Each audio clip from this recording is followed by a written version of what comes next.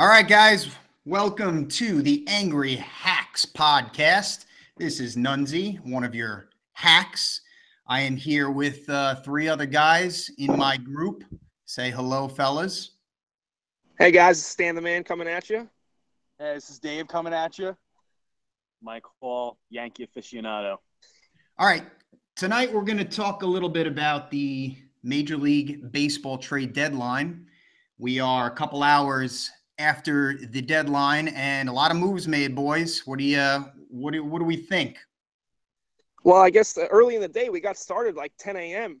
Usually these things wait to happen right around the deadline. You're waiting for last second deals to come through, which they did. But things got started today by our hometown New York Mets. They made a couple moves the last few days, but today they finally got rid of the piece they had in Reed, and they got three prospects from the Red Sox, which you never know with these things. They could turn into something, but it could be nothing. But listen, you got three guys. If one of them hits, if one of them makes it, it's worth it. The deal's worth it. Well, right. I'm glad you brought that up. Let's crush this Mets thing, and then we'll let our Yankee boys take control. Yeah, you said they got three guys. I think the three relievers. I was kind of looking at it, and it seems like they're pretty decent. They got one guy I think is in AAA now, but is he hurt? Yeah, was that that guy Jamie Callahan? Yeah, Callahan. Yeah, he's like the 23rd ranked prospect in the Red Sox organization. Probably on the Mets, he's probably number 3 or something. Because after Rosario and Smith, we know we have nothing. Yeah, but yeah, he's AAA, and I don't know if he's going to come up this year, but certainly I would think next year he would have a chance to be on the big club. But you know what? I think me and you have been talking about it. We talked about it before on a phone call, and I think it was a move they needed to make. They needed to bolster up some pitching, just get some prospects. I wish they did more. I guess they could not move Cabrera, Granderson, or Bruce. But you know what? They get a couple prospects, and next year, like I told you, next year we got Cespedes, hopefully healthy. We got Conforto, Rosario, and Smith, the young guns, the core that should be our future. And then we got Syndergaard and DeGrom, Yeah, no, I totally agree. And like I said earlier, we got 3 arms today. We got 1 for Duda the other day. If one of these guys hits, these deals are worth it, and they can contribute. And hopefully maybe next year, but if not, down the road. Now, the Mets have so much money coming off the books at the end of the year, okay, that we have a lot of money to spend on a premier free agent. And I know the Mets are, they twiddle their thumbs and sit on their ass all day, and I feel like they never spend the big money. But the last few years, we didn't think they would bring Cespedes back, and they have. So they spend a little bit of money. They gave $17 million to Walker for 1 year, but that money's coming off the books. Yeah. So we have money to play with this year. Yeah, and I just want to get your thoughts on the other trade that they made where they kind of went the other way, and we acquired that relief pitcher, actually closer for the Marlins, AJ Ramos, for Merendy Gonzalez and Ricardo Cespedes. What do you think about that one? I think that's a good move. I mean, why not? When you have year of flexibility for the guy, basically we traded a couple of prospects for him. We traded Reed for a few prospects. So it's almost like a give and take. We kind of almost staying flat there, but we now have a guy that's signed for next year that has been a closer in the league for a few years. Now, closer for us, but he could be. At least this year, going the rest of the way, he's going to be the closer. We'll see how he responds to New York in the end of the year. And then next year, if he becomes a trade chip again, if he's not panning out. So, well, I'm hoping that Familia comes back strong and is our closer, and then he could be the setup guy. I mean, if it works, and that's a pretty it's a pretty formidable back part of the rotation and back part of the bullpen. I'm totally with you, and hopefully that works out great for them. Those are the 2 big ones, I guess, the Mets made. Why don't we switch gears and let's talk to our 2 Yankee fans? Why don't we start with Mr. Michael Hall? You want to know what I want to start with? Brian Cashman deserves all the money that he wants. All right? You signed this guy to a lifetime extension to be the general manager of the New York Yankees for as long as he wants. Great job by Cash. This guy, the bullpen is now stacked. Okay, we have guys who can actually hit at first and third base. 6 now really viable starting pitching options, and we didn't give up Frazier, we didn't give up Torres, we didn't give up Acevedo, we didn't give up Florial, we didn't give up Chance Adams, we didn't give up 2 injured guys and Jorge Mateo today for Sonny Gray. I mean, Jorge Mateo has been in the system for, I feel like, 13 years, and the guy was never going to make it. They moved him from shortstop to the outfield. He wasn't going to progress. I mean, I like the kid Fowler, but he's hurt. I like James Caprillion. He's already had Tommy John surgery. He's hurt. And we get Sonny Gray back. It's unbelievable what he's doing. It really is. Good moves. No, it's been great too. And also with Gray too, he's actually he's been going deep into every one of his games the last 5 starts, 6 innings or more, which, even though the Yankees have that, long bullpen and they don't need starters to go deep, but it's nice to know the Yankees actually have big depth at their rotation now. They can basically pick and choose who they actually want starting, who's hot, who's cold. Really, anybody gets hurt, we still got to back up. Absolutely. It's really the offense is fine. We didn't need to make any trades for the offense. We have guys coming back like Castro and Hicks who are going to pick up for guys like Ellsbury who aren't playing well, and so coming up Judge having an amazing year, Frazier being really good, and really the Yankees are pretty much solid all around, ready to make a big playoff run. So pretty happy with what the team did today. Like Mike said, they really gave up not really much at all. And so with that, I mean, it's pretty great shape. I mean, barring anything crazy happening, the Yankees are really going to be making a big playoff run. Hopefully, we'd love to see them. I really want them to win this division this year. It's a big put. I'm tired of them just kind of coasting into that wild card game, and you get that one game playoff. You get that one wild card game playoff. Not to mention, you don't even know who you're going to start because you might be playing to the end of the season, and you might blow your guy like Severino in the last game of the season just to get in, and then you're pitching God knows who, and and then you get killed by Dallas Keuchel. Guys like Brett Gardner, swinging it, looking 2 pitches down the middle and then swinging the ball in the dirt. But whatever, that's that's in the past. So we'll. But so, I as a Met fan, seeing what the Yankees, obviously I'm envious of you guys being able to buy at the deadline for the playoffs. But when I hear Mike say, you have 6 starting pitchers now, and you have 5 bullpen arms that are reliable bullpen arms. They could all close. They got Tommy Kahnle warming up in the 5th inning tonight. Right. The 5th inning. And Warren could give you multiple innings out of the pen, which I think is underrated. So Chad Green. Yeah, and now with the 6 starters, what is huge for the postseason if you guys make it there, and I think the Yankees are primed to make it there, especially after some of these moves that they made. Absolutely. With 6 starting pitchers, could get up in the pen in the 1st inning, and that could give you 5-6 innings in relief. Right. Because those guys are going to be on the playoff roster. Even if they're not starting games, Montgomery, right? He's probably the odd man out right now. Out of the rotation. You know what I mean? Would you use it in the bullpen though?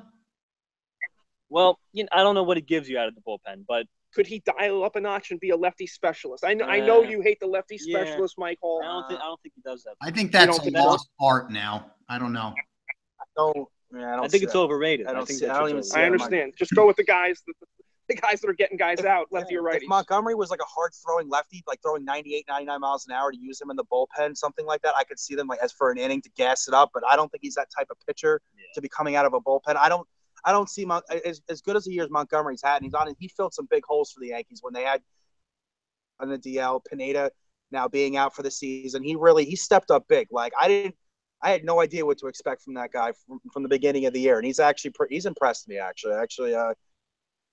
I'm pretty happy with what he's put out. Well, with Montgomery out there grinding, he has guts. He's grinding you through games. The guy's ERA's in the 3s this year, being productive. Sabathia, you really didn't know what you were going to get again, and he's done well. Yeah. They both battled. The Yankees really owe it to some of these guys that have the season. I know Severino's taken the next level. He was an all-star this year, and many bright things to come. But also battled tonight, didn't have his good stuff at all. It was kind of out of control, but still only gave up 1 run over 5 innings, struck out 8 guys, and didn't even have his good stuff. And you know what I loved about that? 115 pitches. Finish the fifth inning. Let him finish the fifth inning. Girardi, put the binder The big, away. well, let the kid finish I was just about to say the problem Good with the old playoffs, binder. like nowadays, everything's so micromanaged in the playoffs. It's like, a guy gives up one hit and they want to pull him out of the game to match up lefty righties and all that stuff. And it's like the Yankees actually have like the ability to do that, but like these starters don't go long because they get, especially when they start to get into trouble in those later innings. So the Yankees will have that advantage to be able to mix and match with these guys, and even like they have the big guns in the bullpen, but guys like Chad Green and Chad Green, and who was the other guy who came up too? There are a couple other guys come up from the minors. I don't know exactly their names. You guys got like Heller? Holder, yeah, Holder. yeah, because in that 15-inning game against the Red Sox, they didn't have much left to put out there, and guys like Holder and Heller and these guys, they came in and they shut them down, and like they actually pitched very well, especially pitching in Fenway Park, which was actually pretty impressive. And Heller being another one of the guys is a throw in another Cashman deal. They got him in the Andrew Miller deal. Yeah. And they got 4 prospects in that trade. Cashman, they've made a few trades the last few years. I think he's won every single deal. Talking about the prospects they didn't give up, Justice Sheffield, who was in the Andrew Miller trade last Right. year, along with. You're talking about the top 7 guys the Yankees had. They kept them all. They trade away like 8 and 9. I mean, Right. It's unbelievable. And they have 7 guys in the. I think if I'm not mistaken, I know you looked at this earlier today, Rye. Yep. Either like the MLB top 100 or Keith Law's top 100. I think the Yankees have 7 guys in there, and they kept all 7 guys. It's pretty amazing. Actually. Cashman, Listen, That's the thing. You know what? That's the thing, Mike. You talked about Cashman. He should be winning awards and stuff like that, basically, which he should. Dude, the moves he made this year were set up by last year's moves he made. Right. Yeah. Last year was just a taste of his brilliance. Unbelievable. Last year, it looked like they were supposed to just retool for a couple of years down the line, and look, a year later, they're in the playoff race. The balance he had to achieve with kind of this not a rebuild, but a retool and still compete. Yep. Yeah. He's doing it. It doesn't- doesn't work all the time. No, Yeah, it doesn't happen often. he's hitting on every single move. Well, it's like I look at the Chapman deal, and I know Chapman hasn't been great this year, but he struggled here and there. he struggled here. But I fully expect him to be okay down the stretch.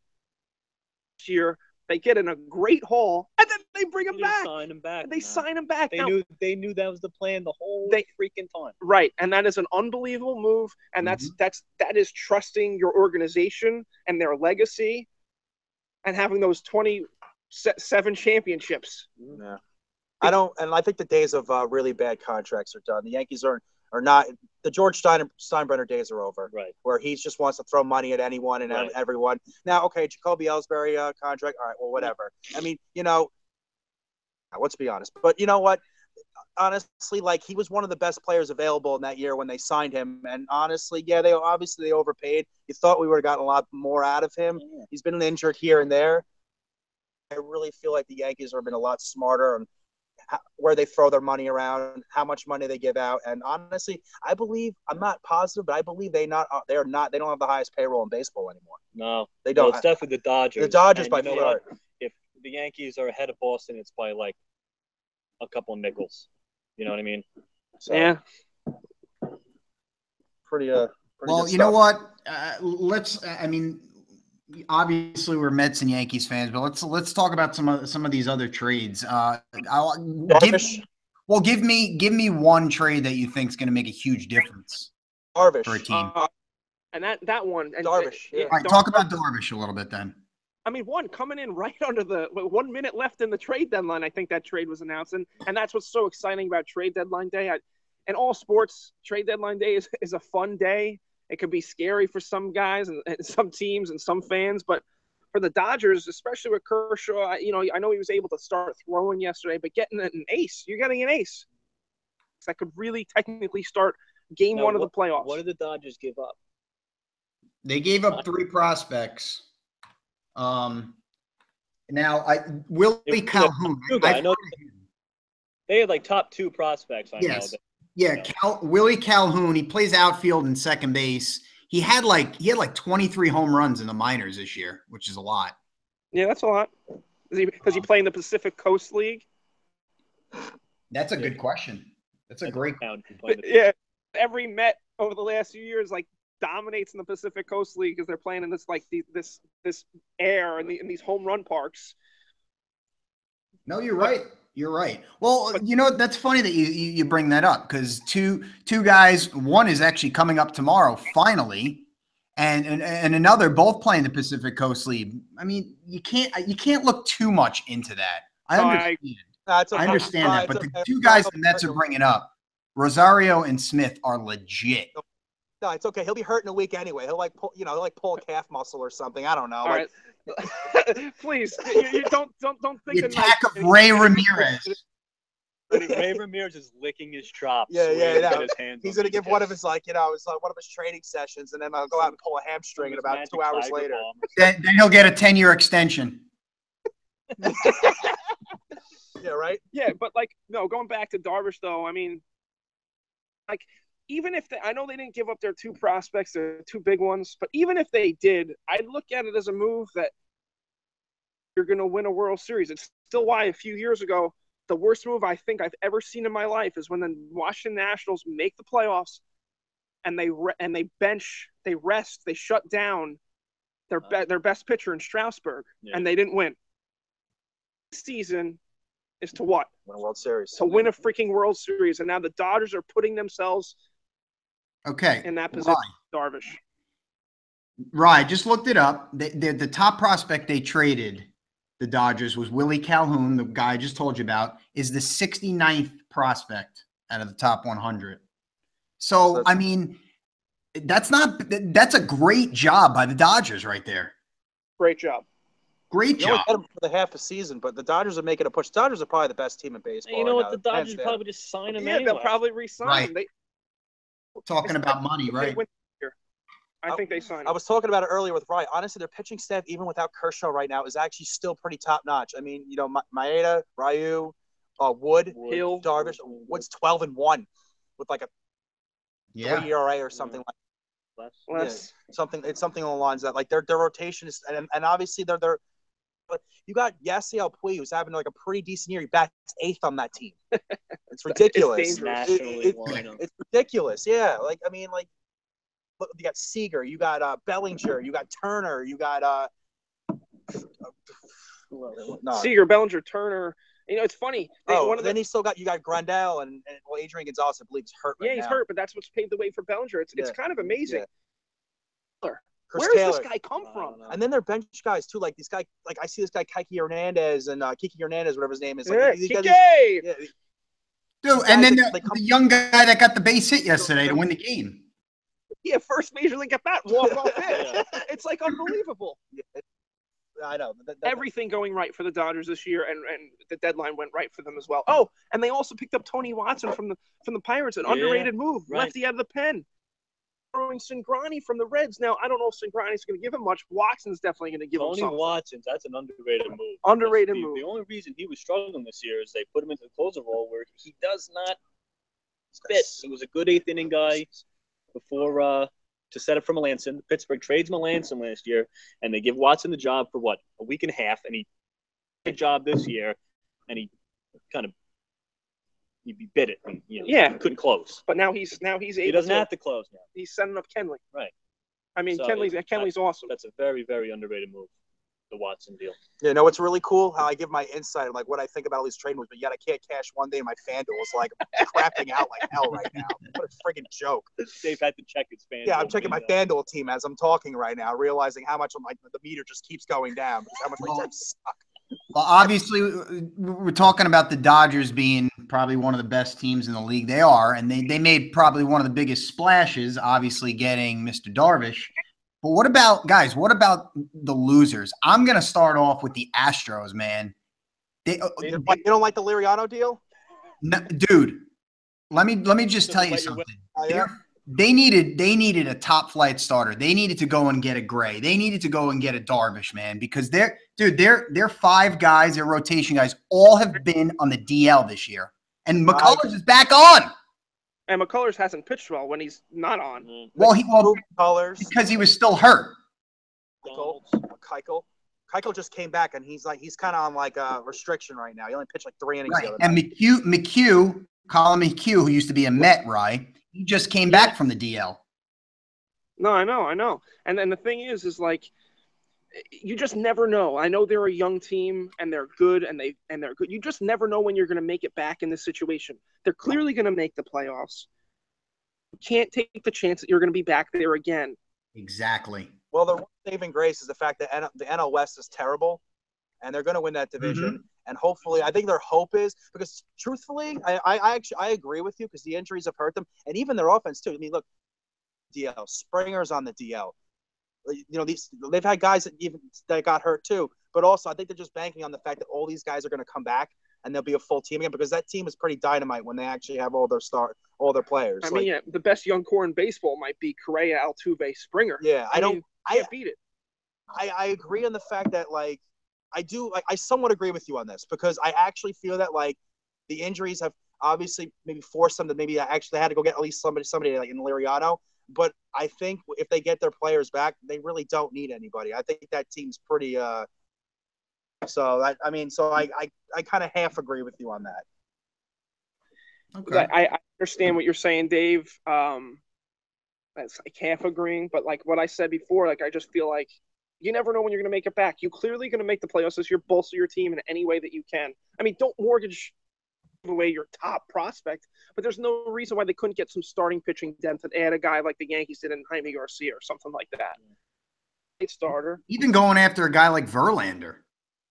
Verlander was on the market. I mean, he wasn't talked about much, but yeah, at 4:01, I think he tweeted a picture of himself still in the Detroit locker room. But would you agree that the Astros probably have the best offense in baseball? Good. That's a great question. It's a great question. When healthy, I agree. Honestly, the way they were blowing teams out when they were healthy was ridiculous. They were scoring. I felt like they were scoring like 10 runs a night. It almost felt like. You're right. And I know Mike can't say enough about Mr. Altuve. He loves him. I'll tell you right now, when the Yankees carries my fantasy team. When the Yankees play the Astros, I have fits because that team there's no safe lead. Like the Yankees the Yankees could have flat out swept them in Houston. Maybe I think 3 out of the 4 games, and they blew every single one of those games. Like Reddick has been really good for them too. These guys step up. Yeah, I mean Reddick, Marwin Gonzalez, very good. Utility man. All right, listen, I want to shift gears really quick. Steve Bartman, series ring from the Cubs, is the dumbest freaking thing I have ever heard. Thank you. By your life. See, Mike said this before, and I understand where he's coming from. Like, they should have done stuff for Bartman. Why? 20 years? Is it 20 years now? No, it's 13, 14 years. No, it's been like 13, 2003. Yeah. Oh, yeah, I'm sorry. That's right. They could have done something a little sooner, like Mike said. But, like, when I heard this, I'm like, oh, at least finally doing something for him. At least they finally did something for him. What were they going to do? Steve Bartman Day at, Wrigley? Steve Bartman bobblehead day? Bobblehead with the headphones on? No, it's too late. Barton, I tell the Cubs to go shove it. Go F themselves. No, the worst part about it is they put his damn name on it. He can't even sell the ring for money if he needed it. It's Bartman. Who the hell wants to buy a name that says ring? Maybe a guy named Willie Bartman will buy it. If I had to bet on this, I would say that's the most valuable World Series ring in the history of World Series rings, maybe. Well, not in recent history, I should say. Because you're getting silly now. If I'm Steve Bartman, no way. That guy got such a Yeah, how do you think that actually went down? You think he just mailed the ring to his house or whatever? Or they actually I thought he was in like a witness protection program. Yeah, no, seriously. So like, how that whole thing down? Yeah, like, seriously. Like, really, what they, So stupid. It's freaking stupid. I'm with you.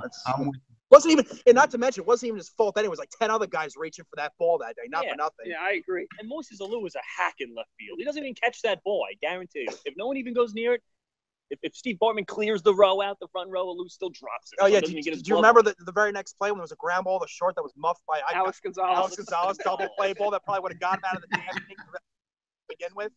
But no, blame Steve Bartman and send him death threats, and the Cubs not once can't go, guys, listen, leave the guy alone. No, 14 years later, give him a stupid World Series. It's okay. Joe Maddon's expertise at managing won them a World Series last year, so no worries. Don't even get me started on Joe Maddon. That's next time. You like how I egged this guy on over here? It's great, right? Well, they're gonna win that division, by the way. I mean, and they did pretty good at the deadline too. Well, Hey, Andrew McCutcheon's putting the Pirates on his back the last few weeks. Yeah. They're only a few games behind. I agree the Cubs are probably going to win that division. They but probably will, but it's not like the Milwaukee's not out of it. I mean, the Pirates could make a run, but That's the thing. Why didn't Milwaukee make a move either? They didn't make any moves. well, they actually grabbed 2 relievers. They grabbed like Swarzak and they got that guy Jeffers back from. Right, but that's another team that needed a starter, another starting pitcher. I agree. Well, the Brewers aren't used to this. I think they just looked at the newspaper this morning and went, "Oh shit, we're in the hunt. We're in the race." Yeah. And then That may be true. out of nowhere the last few weeks, they make, I think, what are they, 2.5 back, the Pirates in the division? The Pirates 2.5 back, and then they trade arguably their best bullpen guy to the Dodgers today. Well, listen, I mean, Tony Watt. I mean, unless they were making a move for a closer, he was going to be. Well, no, they took the job away from him, Right. and I forget who. They gave him The guy, Rye, you know who took it over? The guy from Washington, Rivero, that lefty, throws like 98. Oh, Felipe Rivera. right. And Felipe, yeah, that was his name. Watson was not having a good year, but it's weird. so, all right. Well, you named one loser, right? Who else do you think is a loser here at the deadline? No, listen. I said Houston. That's where I was going. I was waiting for you guys to. Who's your loser? Well, they did get Nunez. Nunez was their big trade. And Addison Reed. And Addison Reed. So I don't really know if I consider them losers. Because the Red Sox are always losers. Yeah. And they're losers again. Yeah. Well, Clearly a Yankee fan. yeah. Well, I'll say this about the Red Sox. I don't, I know their offense has been down this year. I think they are actually one of the lowest in the leagues in average runs per game. Oh, yeah. So Do they miss Ortiz? They missed David. Yeah, I was just going to David say Ortiz, they missed Big Papi so much. in the middle of that I lineup. swear Ortiz could be in that lineup this year. He could be batting 175, and their lineup would be better. Right. Just because of him being there. All of a sudden, the little babies, Betts and Bogarts with no Papi.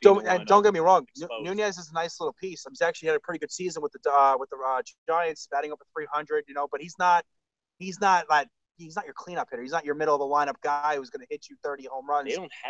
They have nothing. Single. Well, And then the funny thing about it is the one guy that actually could have helped them this year, they don't have anymore, Travis Shaw. He's having an amazing year in Milwaukee. So this is the thing, though. I know, like, the Mets, back to the Mets guys, but the Mets have these 4 Dude, the vets. Mets suck, bro. Just give They up. have these 4. They have Cabrera, they have Walker, they have Bruce, and Granderson. Now you can't. I don't understand how Jay Bruce doesn't get any play here, especially from an American League team with the DH. Oh, I thought Jay Bruce. I thought people were going to be flying up to get Jay It doesn't make sense. Now there's still stuff that can happen after the waiver, like that can clear waivers after the trade deadline, and There's maybe that happens. But the fact Usually that no one's trying to trade for Jay Bruce does not make sense to me. Rye, can I interject for a second? Yeah. No, okay. We're talking over here. Listen, Jay Bruce, while you're on that topic and before you go off that topic, Jay Bruce has a no trade clause with about like 9 teams. So who the hell knows if maybe some of those teams wanted to trade for him and he's like, nah. Well, that's true, You know what, the but way that's they 9 teams. There's still, there's still 75% of the teams left. The way after like that. John Heyman and these writers like weasel their way in, that would have been leaked out. Like the Mets wanted to get a deal done with such and such, but Bruce, said no deal. Don't We'll blame find Sam. out He tomorrow. tried. No, I don't mind if, but I still think that I'm just shocked that someone didn't really beat the door down to try to get this guy. I thought he'd fly off the shelf. Me too. It's What, not like he's got 72 RBIs, 27 home runs. Yeah, and he's not even. He's hitting 260 with an on base like 330. Yeah, he's it's pretty solid. having a pretty good year. He could help a lot of teams. And he's a good clubhouse dude. And you know what? The more I see him, a clubhouse guy. it makes the clubhouse guys are huge. It's what we were just talking about with A Big good Papi. gentleman. Good gentleman. Yeah, a good gentleman. Upstanding He's a gentleman. class act, good fellow. No, I'm surprised about that too. Really am.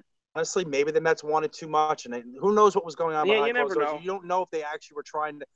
I mean, Right. They might want him for next year too. They ever just feel though, like even though I don't know, like everybody wanted them to sign Cespedes back and give him this money, and then he just like he he shits the bed. Lowenfeld, he's had a bad year. No, he's had And a real bad year. I just like the Mets have these like bad luck, just bad luck all the time. Never can just get it together.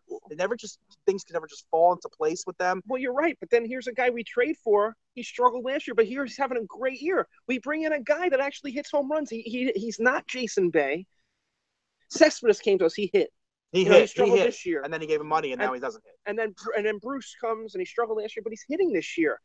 And this is kind of different for the Mets. And it's all like, but they can never do it at the same time. Comes together. It's like Never clicks. You feel like the Mets are just kind of cursed in a way. I mean, I don't It all want started with George Foster. I don't know. You get Bad that clubhouse guy. You just get this feeling with the Mets that like it just never comes Well, together. first of all, get your AAA team out of Las Vegas, 3,000 miles away. Yeah, Can we do that first? Gambling, God knows what the hell they're doing out you- there. Bagging hookers, like God knows what. And you call the kid up. You're supposed to get on the Amtrak and be there in an hour. You got to take a red eye and be jet lagged. And supposed, This you know, is you true. know what I mean? And I actually think this is the reason. On Thursday, they had Chris Flexen pitch from the Binghamton Rumble Ponies, AA.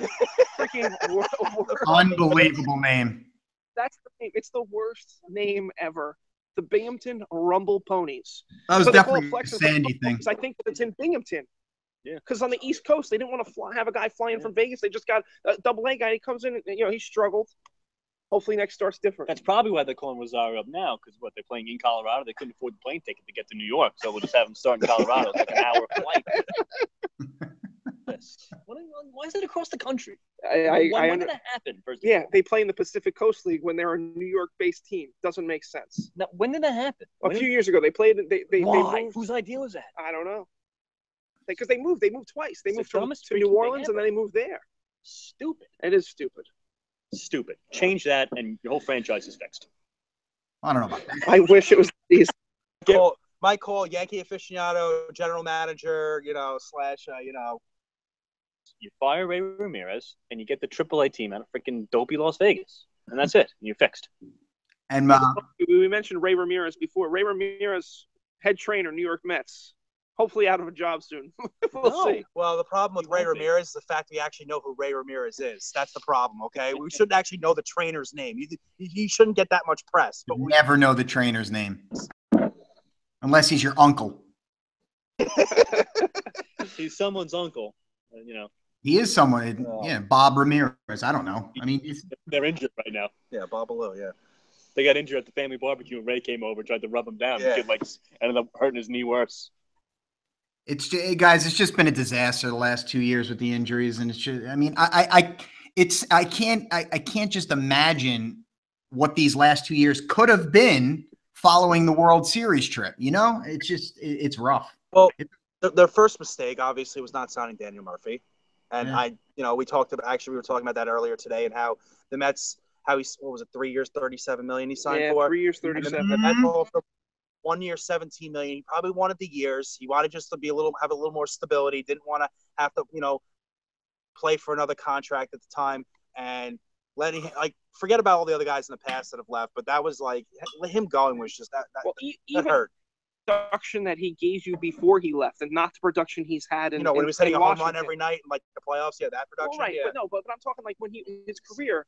No, he was always a good hitter. 280, 290 every year, has some pop. He's strong in the field, but you're losing that bat. He was our most consistent bat when he left. And all around too, hit lefties too. It doesn't matter. He was just all around really good hitter. Yeah, Lester. Yeah. He's hitting. In the division series, he's hitting Kershaw and Zach Greinke, unbelievable years. Who were top 2 in the Cy Young race that year.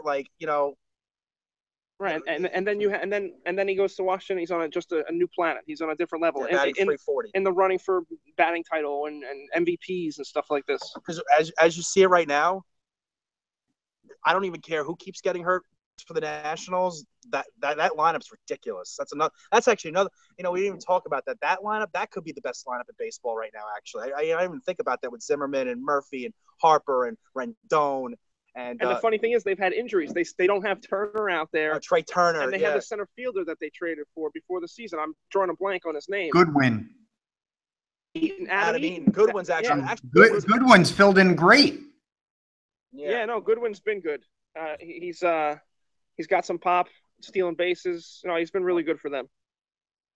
That's all right, another. let's wrap up this deadline day. What's the last thing? What do you want to leave us on here, Rye? All right. Well, you know what? We talked about the winners. We talked about the losers. All right, Yankee boys.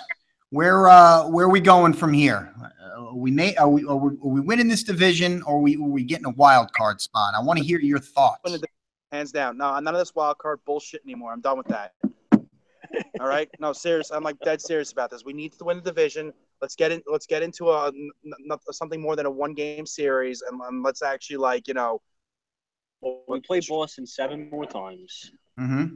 I just like to avoid Houston possibly in the first round. That'd be great. Maybe if we see them in the ALCS, that would be nice. Winning the division is actually a really, really big deal. It's bigger than just that 1-game wild. Because the winner of that wild card is going to face the Astros because they're going to have the best record. Right, and you'll face the Kansas City, the Central team, or Kansas City or Cleveland, or Cleveland's very good too. But possibly even the winner out of the American League East, because that does no longer have that rule. Like you could play. Am I right about that? That you not play your division rival now in the first round?